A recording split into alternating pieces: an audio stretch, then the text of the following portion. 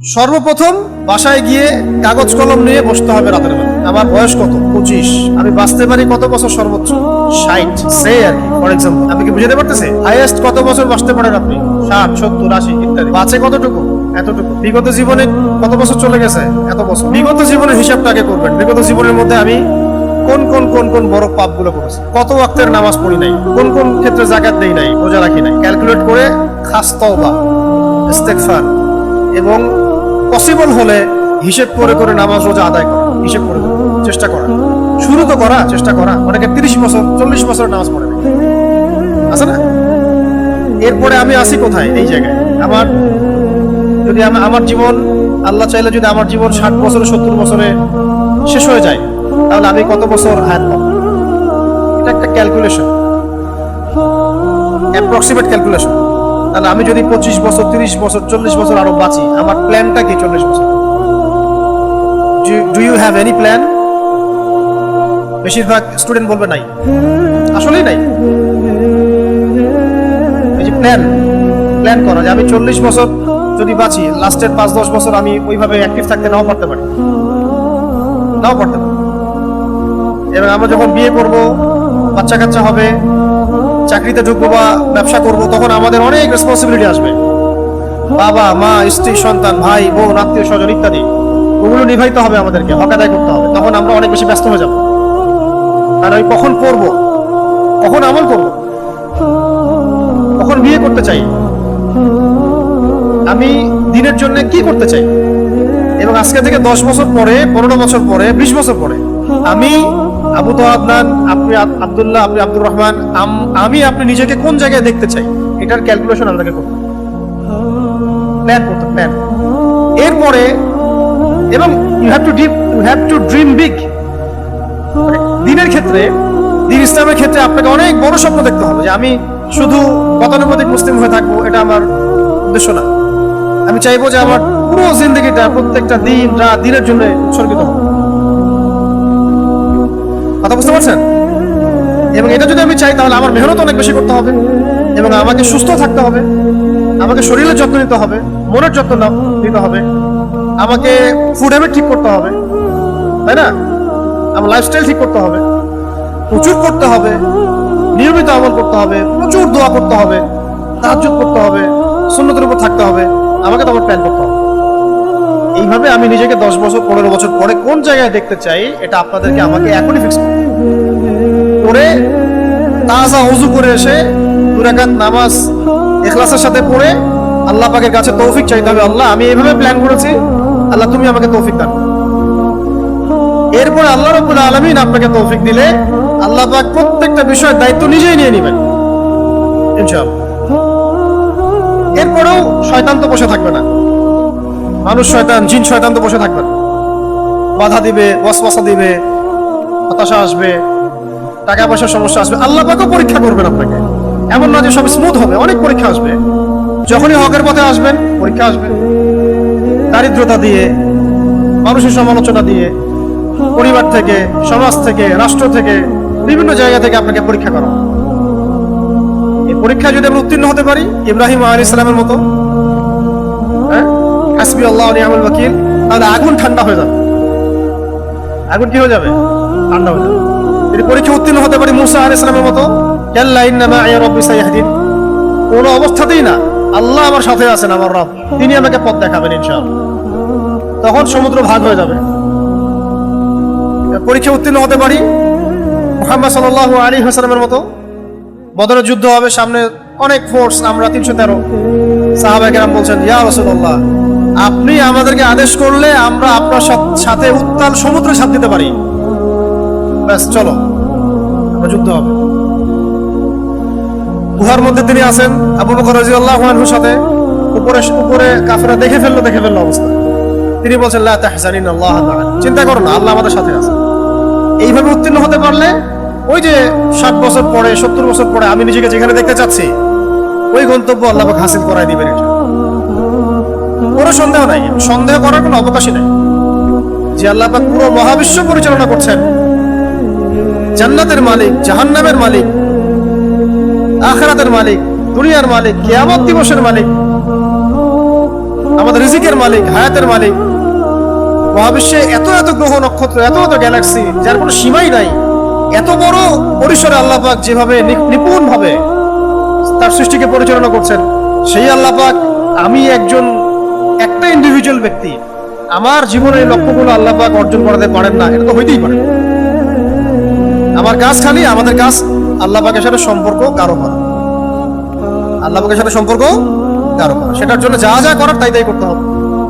পড়াশোনা, নামাজ, ইবাদত, বন্দেগী, নফল রোজা, হজ, উমরা, যাকাত, সাদাকা, যত আমলের মাধ্যমে, দোয়ার মাধ্যমে, তওবার মাধ্যমে, ইস্তেগফারের মাধ্যমে, মুজাহাদার মাধ্যমে, দাওয়াতের মাধ্যমে, তাবলীগের মাধ্যমে, দ্বীনের খিদমতের মাধ্যমে, এবং নিয়াত রাখা যে জিহাদের সুযোগ আসলে জিহাদের মাধ্যমেও প্রয়োজনে নিজের জান মাল বিসর্জন দিয়ে হলেও আমাকে আল্লাহর সামনে প্রমাণ করতে হবে যে হ্যাঁ আমি আল্লাহ পাক।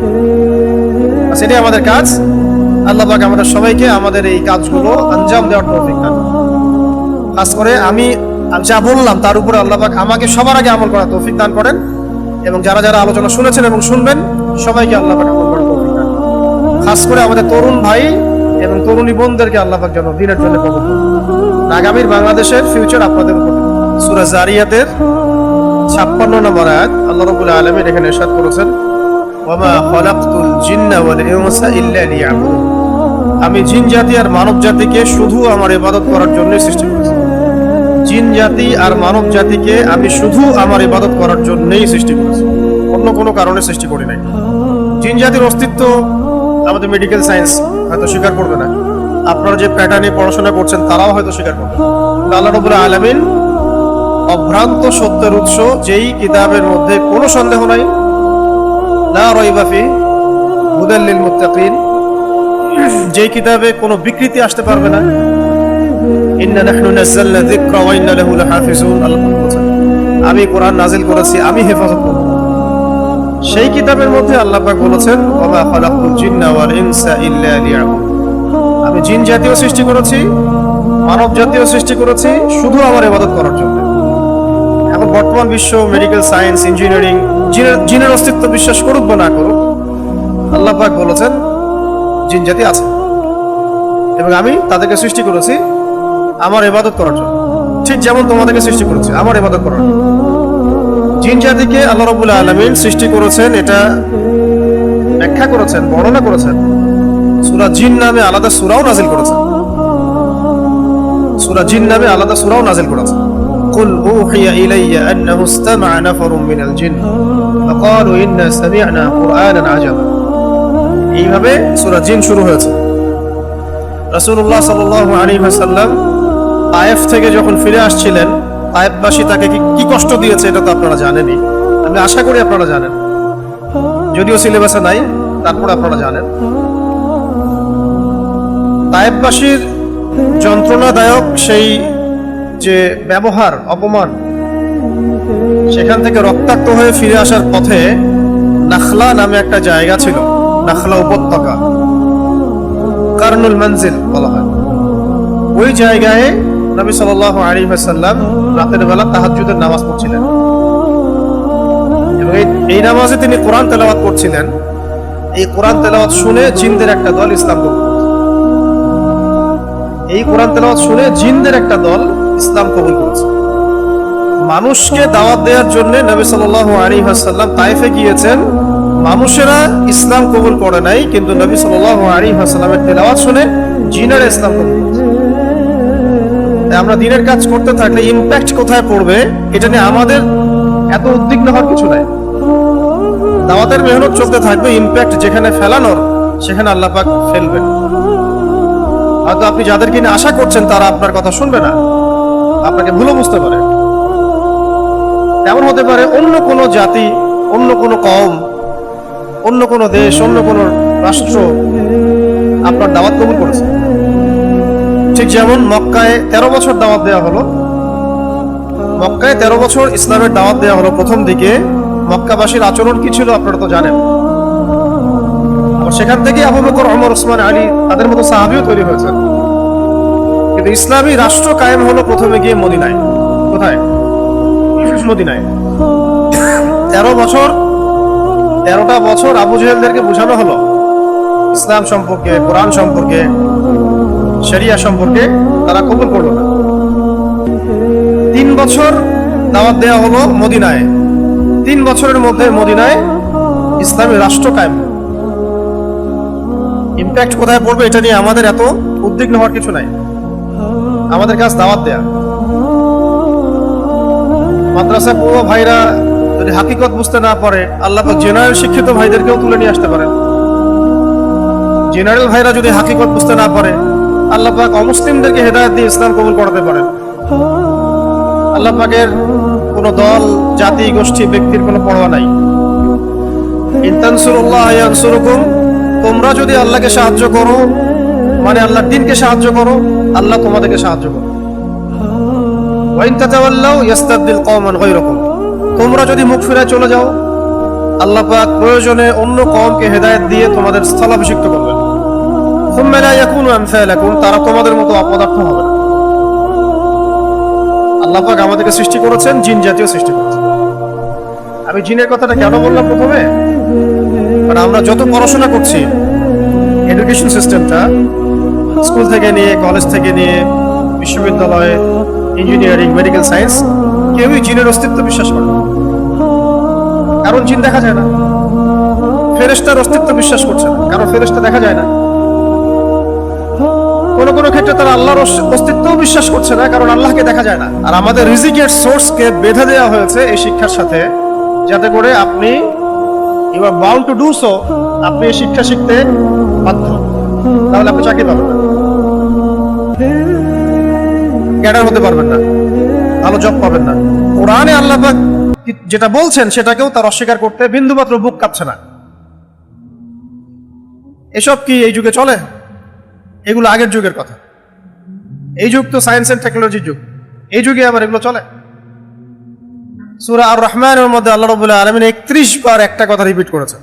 31 বার একই আয়াত রিপিট করেছেন, ফাবিআইয়ি আলাই রাব্বিকুমা তুকাযিবান। 31 বার একটা আয়াত রিপিট করার অর্থ হচ্ছে আল্লাহ রাব্বুল আলামিন খুব জোর দিয়ে কিছু বলতে চাচ্ছেন। ফাবিআইয়ি আলাই রাব্বিকুমা তুকাযিবান, একটা একটা করে নিয়ামত স্মরণ করিয়ে দেওয়া হচ্ছে এবং বলা হচ্ছে তোমরা দুই জাতি কোন কোন নিয়ামতকে অস্বীকার করবা। তোমরা দুই জাতি বলতে এখানে ওই যে ওয়ামা খালাকতুল জিন্না ওয়াল ইনসা ইল্লা লিয়াবুদ, জিন জাতি আর মানব জাতিকে বলা হচ্ছে যে তোমরা দুই জাতি তোমাদের রবের কোন কোন অনুগ্রহকে অস্বীকার করো। আমাদের সিস্টেম জিন স্বীকার করছে না, ফেরেশতা স্বীকার করছে না, আগেকার আসমানি কিতাব স্বীকার করছে না, আগেকার নবী রসুলকে স্বীকার করছে না, ইভেন আল্লাহ পাকের অস্তিত্বকে স্বীকার করছে না। ওই যে জনাব তারা বলেছেন যে পৃথিবী সৃষ্টি হয়েছে বিগ ব্যাং থেকে, তাই না? যাদেরকে এই সিস্টেমে পূজা করা হয়, পূজনীয় ব্যক্তিত্ব তারা বলেছে পৃথিবী সৃষ্টি হয়েছে বিগ ব্যাং থেকে। এর আগে সব একটা বিন্দুর মধ্যে ছিল, ওখান থেকে মহা এক্সপ্লোশন হয়েছে, তারপরে সময়ের আবর্তনে আস্তে আস্তে আস্তে আস্তে এইভাবে সৃষ্টি হয়েছে। এখানে কোনো ইলাহ নাই, কোনো খালেক নাই। তার মানে এই শিক্ষা ব্যবস্থার বুনিয়াদটা হচ্ছে শিরকের উপরে। সাররা থাকলে মাইন্ড করেন না, এটা বাস্তবতা। শিক্ষা ব্যবস্থার বুনিয়াদটা হচ্ছে শিরকের উপরে। আল্লাহ রাব্বুল আলামিন সূরা আম্বিয়ার মধ্যে বলেছেন, কোন সূরায়? সূরা আম্বিয়ার মধ্যে আল্লাহ পাক বলেছেন আওয়ালাম ইয়ারাল্লাযীনা কাফারু, যারা কাফের তারা কি দেখে না? দেখে না মানে তারা কি উপলব্ধি করতে পারে না? আওয়ালাম ইয়ারাল্লাযীনা কাফারু আন্নাস সামাওয়াতি ওয়াল আরদা কানাতা রাতকান ফাফাতাকনাহুমা, কাফেররা কি লক্ষ্য করে দেখে না বা বুঝতে পারে না যে আসমান সমূহ, মহাবিশ্বের কনসেপ্ট আমরা পাইছি কবে? আল্লাহ রাব্বুল আলামিন 1400 বছর আগে বলেছেন আসমান সমূহ, অনেকগুলো আসমান এবং এই জমিন পৃথিবী একটা বিন্দুর মধ্যে কেন্দ্রীভূত ছিল। কানাতা রাতকান ফাফাতাকনাহুমা, আল্লাহ পাক বলছেন এরপরে আমি উভয়কে পৃথক করে দিলাম। আল্লাহ বলছেন আমি পৃথক করে দিলাম। আমরা বলছিলাম যে আমাদের পুরো শিক্ষা ব্যবস্থার প্যাটার্নটা কুফর এবং শিরকের উপরে দাঁড়িয়ে আছে। এখান থেকে প্রমাণ করতে গিয়ে আমরা বিগ ব্যাং থিওরি নিয়ে কথা বলছিলাম, যে এখনকার মডার্ন সায়েন্স কি বিশ্বাস করে? বিগ ব্যাং এর মধ্য দিয়ে মহাবিশ্ব সৃষ্টি হয়েছে। আর আল্লাহ রাব্বুল আলামিন সূরাতুল আম্বিয়া এর 30 নম্বর আয়াতে ইরশাদ করছেন যে আওয়ালাম ইয়ারাল্লাযীনা কাফারু, একটু আগে বললাম, আওয়ালাম ইয়ারাল্লাযীনা কাফারু, কাফিররা কি লক্ষ্য করে দেখে না? আন্নাস সামাওয়াতি ওয়াল আরদা কানাতা রাতকান ফাফাতাকনাহুমা, এই মহাবিশ্ব, আসমান সমূহ এবং এই জমিন একটা বিন্দুর মধ্যে কেন্দ্রীভূত ছিল, এরপরে আমি আল্লাহ এটাকে পৃথক করে দিলাম। ওয়াজআলনা মিনাল মাই কুল্লা শাইইন হাই, ওয়াজআলনা মিনাল মাই কুল্লা শাইইন হাই আফালা ইউমিনুন, এবং প্রত্যেক জীবন্ত সৃষ্টিকে, মানে যার প্রাণ আছে, প্রত্যেক জীবন্ত সৃষ্টিকে বা প্রত্যেক মাখলুককে যার প্রাণ আছে তাকে আমি সৃষ্টি করেছি পানি থেকে। কি থেকে? পানি থেকে। আফালা ইউমিনুন, তবুও কি তারা বিশ্বাস করবে না? আমাদের কোষের মূল উপাদান কি? পানি। ইভেন আমরা যারা এখন বেঁচে আছি, আমরাও সূরা তারিক অনুযায়ী আমাদের পিতামাতার মিলনের ফলে আমরা পৃথিবীতে আসছি। সূরা তারিকের মধ্যে আল্লাহ পাক এটাও বলেছেন যে মেরুদণ্ডের পিছনের কোনো একটা জায়গা থেকে সবেগে নিক্ষিপ্ত যে পানি, সেখান থেকে আমাদেরকে সৃষ্টি করা হয়েছে। অ্যাডাল্ট সবাই, আমাদের তো বোঝানোর প্রয়োজন নাই, খুব দ্রুত বেগে নিক্ষিপ্ত যে পানি, সেখান থেকে আল্লাহ পাক আমাদেরকে সৃষ্টি করেছে। তো এখন সায়েন্স বলছে অনেক কিছু মিলিয়ে যে না, এটা বিগ ব্যাং থেকে, আল্লাহ বলতে কেউ নাই। তাহলে আপনার শিক্ষার গোড়া যদি আপনি যান, সেখানে দেখছেন আপনি কি আছে? কুফর, শিরক, এর বেসিসে আপনি পড়াশোনা করছেন। আমরা ফিলোসফি পড়েছি, এখানেও কুফরের উপরে, শিরকের উপরে। মেডিকেল সায়েন্সে যান, ওখানেও দেখবেন এই জিন, ফেরেশতা, রুকিয়া, বারাকা, গায়েবের যে বিষয়গুলো আছে, এগুলোকে তারা অতটা গুরুত্ব দেন না। যারা গুরুত্ব দেন তারা হয়তো মুসলিম ডক্টর, তারা গুরুত্ব দেন, বাট অ্যাজ এ ফ্যাকাল্টি বা অ্যাজ এ ডিপার্টমেন্ট তারা কিন্তু এই বিষয়গুলোকে স্বীকার করে না। জিন কিন্তু মানুষের উপর আসারও করতে পারে। এখন যদি জিনে আসার করা কোনো ব্যক্তি ডক্টরের কাছে গিয়ে বলে যে আমাকে জিনে আসার করছে, কোন ডক্টর আছে বলবে যে আপনার মাথা ঠিক আছে? অ্যান্টি ডিপ্রেশন একটা ওষুধ দিবে, একটা ঘুমের একটা ওষুধ দিবে, বলবে এইসব টেস্ট করে আসেন, টেস্ট করে দেখা যাবে কোনো সিরিয়াস কিছুই নাই, সব নর্মাল। বলবে যে সব তো নর্মাল, আপনি ভালো করে ঘুমান, আর যদি উদ্বিগ্নতা আসে তাহলে অ্যান্টি ডিপ্রেশন ওষুধ খান। সে জিনের অস্তিত্ব স্বীকার করলো না। তাহলে ফেরেশতার অস্তিত্ব তারা কিভাবে স্বীকার করে? এটা গায়েব। এই কারণেই, যেহেতু তারা আল্লাহকে স্বীকার করে না, তাহলে আল্লাহ রাসূলকে কিভাবে স্বীকার করবে? যারা আল্লাহকে স্বীকার করে না, যে সভ্যতা, তারা আল্লাহর পক্ষ থেকে প্রেরিত কোনো রাসূলকে কিভাবে স্বীকার করবে? এবং আল্লাহ পাকের পক্ষ থেকে আসমানে কিতাব আসছে, এটা কিভাবে তারা স্বীকার করবে? তাহলে এগুলো কোনোটাই তারা স্বীকার করে না। এই কারণেই তারা নিজেদের মতো করে তাদের ব্যক্তি জীবন, তাদের রাষ্ট্র ব্যবস্থা, তাদের অর্থনীতি, তাদের শিক্ষা, তাদের সংস্কৃতি, এগুলোকে তাদের মস্তিষ্ক প্রসূত বিদ্যা, বুদ্ধি, দর্শন, এগুলো দিয়ে সাজায়। পুরোটাই কুফরের উপরে কিন্তু। এবং পদে পদে ওরা মানে সাফার করে। বস্তুগত কিছু উন্নয়ন হতে পারে, বাহ্যিক চোখে দেখা যায়, উঁচু উঁচু বিল্ডিং, ঠিক আছে, বড় বড় সেতু, অনেক দ্রুতগামী ট্রেন, এগুলো প্রযুক্তিগত উন্নয়ন কিছু হতে পারে, কিন্তু পরকালীন যে কনসেপ্ট, এখান থেকে তারা সম্পূর্ণ রকমের গাফেল, কাফের, মুশরিক। দেখা যায় কেউ কেউ তাদের ওখানে এই বেসিসে যারা পড়াশোনা করেন, রাজনীতি করেন, অর্থনীতি চালান, পশ্চিমা এজেন্ডার ওই বেসিসে, তারা অনেকে বলেন যে মতপান করা খারাপ কিছু না, মানুষের ব্যক্তি স্বাধীনতা। কেউ বলে যে জিনা এটা ব্যক্তি স্বাধীনতা। ক্যাশলেস সোসাইটিকে তারা জরুরি মনে করতেছে, ইসলামিক কারেন্সিকে তারা পৃথিবী থেকে বিদায় করে দিয়েছে। কিন্তু তারা আবার ঠিকই কিন্তু গোল্ড এবং সিলভার রেস্টোর করছে তাদের বড় বড় ব্যাংকগুলোতে, এবং তাদের ওই যে বিত্তশালী যারা আছে ওদের অ্যাকাউন্টসগুলোতে। আমাদেরকে কাগজের টাকা বা ইলেকট্রনিক মানি ধরিয়ে দিয়ে তারা যে এগুলোই ব্যবহার করে মানে তাদের স্বার্থ উদ্ধার করছে, ব্যাপারটা কিন্তু এমন না। তারা এগুলোকে অয়েলে কনভার্ট করে এবং গোল্ডে কনভার্ট করে, কারণ তারা জানে পৃথিবীর ফিউচারে এগুলোই হচ্ছে অ্যাসেট, সম্পদ, বাকি কোনো কিছু অ্যাসেট থাকবে না। ডিজিট কোনো অ্যাসেট না, ডিজিট কোনো অ্যাসেট হতে পারে না, এটা একটা সংখ্যা মাত্র। এর ইন্ট্রিনসিক ভ্যালু এর মধ্যে নাই। ডিজিটের ইন্ট্রিনসিক ভ্যালু ডিজিটের মধ্যে নাই, এটা অন্য কোথাও আছে যেটা ওরা নিয়ন্ত্রণ করে। আল্লাহ দ্রোহী সভ্যতা যারা এবং আল্লাহকে অস্বীকারী সভ্যতা যারা, তারা তাদের শিক্ষা, তাদের চিন্তা, তাদের দর্শন, তাদের অর্থনীতি, তাদের রাজনীতি, তাদের প্রযুক্তি, তাদের সংস্কৃতি, তাদের বুঝ অনুযায়ী, তাদের দর্শন অনুযায়ী, তাদের গবেষণা অনুযায়ী সাজায়। এবং এখানে পদে পদে ভুল হয়। মানবতার ক্ষতিটা এখান থেকেই হয়। কারণ মানুষের জন্য কোনটা কল্যাণকর আর কোনটা অকল্যাণকর, কতটুকু কল্যাণকর, কতটুকু অকল্যাণকর, কোনটা ভালো কোনটা খারাপ, কোনটা ন্যায় কোনটা অন্যায়, কোনটা জায়েজ কোনটা না জায়েজ, কোনটা জুলুম কোনটা ইনসাফ, এগুলো মানদণ্ড দিবেন মানুষের সৃষ্টিকর্তা, যাকে আমরা বলি আল্লাহ। আল্লাহ রব্বি লা উশরিকু বিহি শাইআ। আল্লাহ আমাদের রব, আমরা তার সাথে কাউকে শরীক করি না। এই কনসেপ্টই যাদের নাই, তারা সবসময় এইভাবেই পদে পদে নিজেদের মস্তিষ্ক প্রসূত বিদ্যা বুদ্ধি দর্শন দিয়ে চলতে চেষ্টা করে। শুধু তাই না, তারা যে চলতে চেষ্টা করে এমনই না, বরং তারা এগুলোর সাথে ম্যাসিভ একটা সাম্রাজ্যবাদী শক্তিতে রূপান্তরিত হয়েছে, যাদের কাছে মিডিয়া, প্রযুক্তি, অস্ত্রশস্ত্র, সামরিক বাহিনী খুবই উঁচু স্তরের, শক্তিশালী, এবং এর বলে, এর পেশি শক্তিতেই তারা সারা দুনিয়াকে কলোনাইজ করতে চায়। ক্লাসের সাথে, ধৈর্যের সাথে